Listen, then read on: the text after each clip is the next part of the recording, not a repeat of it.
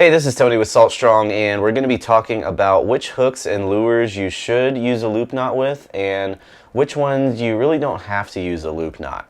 So when using a loop knot, it really comes down to lure action, because when you tie a loop knot onto a lure or a hook, that allows for more freedom of movement of the lure, as opposed to tying a knot that is really snug to the eye of the hook. Now, these hooks and lures here are just some quick examples. There are different categories of lures and hooks, but most of these fall into those categories, so we're going to discuss that in this video. Now, first up, we have our hooks. So first I want to talk about a standard jig head, such as this one. This is our Haas football jig head. As you can see there, it's a football shape.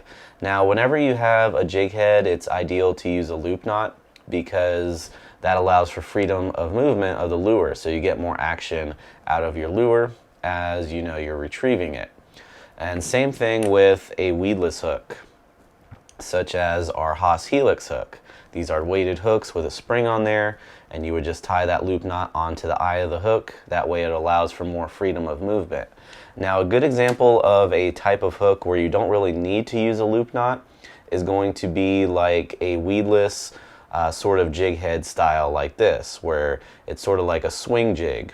And what I mean by that is that there's a weight on a wide gap hook, and you can see that weight there, it moves around freely. So that basically acts as a loop knot. So as you're retrieving the lure, the hook is swinging around freely.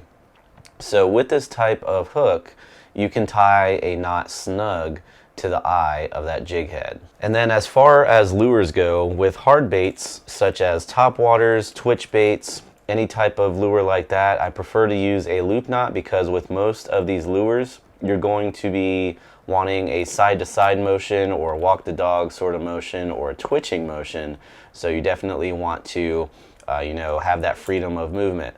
Now, some hard baits come with a split ring attached to the nose.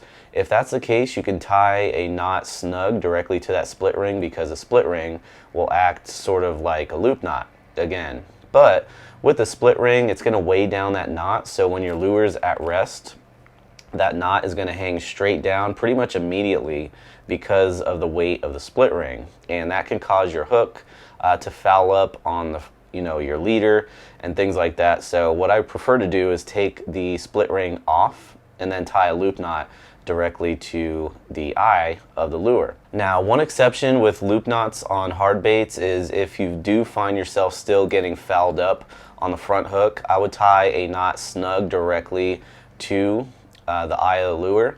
That way your line is basically sticking more straight out, instead of with a loop knot where it's going to hang straight down and run more of a risk of catching that front hook. So that's really the only time I would use a snug knot on a lure.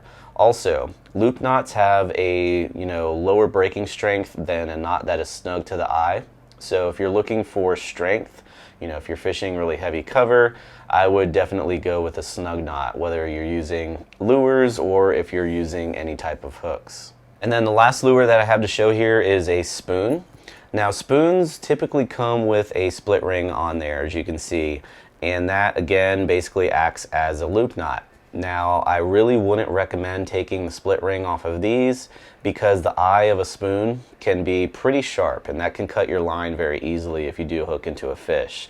So with spoons, recommend keeping the split ring on there to act as a loop knot to allow some more freedom of movement, and that way you don't run the risk of cutting your line if you do tie directly to the eye of a spoon. Now, if you are interested in any of these hooks or lures that I mentioned here in this video, we do sell them on our shop page at fishstrong.com.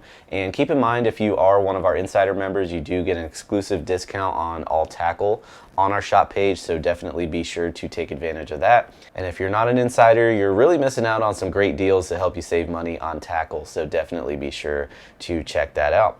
So hopefully these tips can help you out when you are deciding, which type of hook and lure to use a loop knot with. Again, the loop knot is more for freedom of movement of the lure. So if you're going for more erratic retrieve, a side-to-side motion, give that lure some more action as you're retrieving it, I would definitely go with a loop knot. And as far as a knot that is snug to the eye of the hook, again, I would go with that if you are more worried about breaking strength. Snug knots are stronger than loop knots as far as breaking strength goes. And if your lure has a split ring, that's when you can use a knot that is snug to the lure. So if you have any questions or comments, please feel free to drop them down below. Also, I'd love to hear your feedback on which knot you like to use with which type of hook or which type of lure. So definitely drop those comments down below.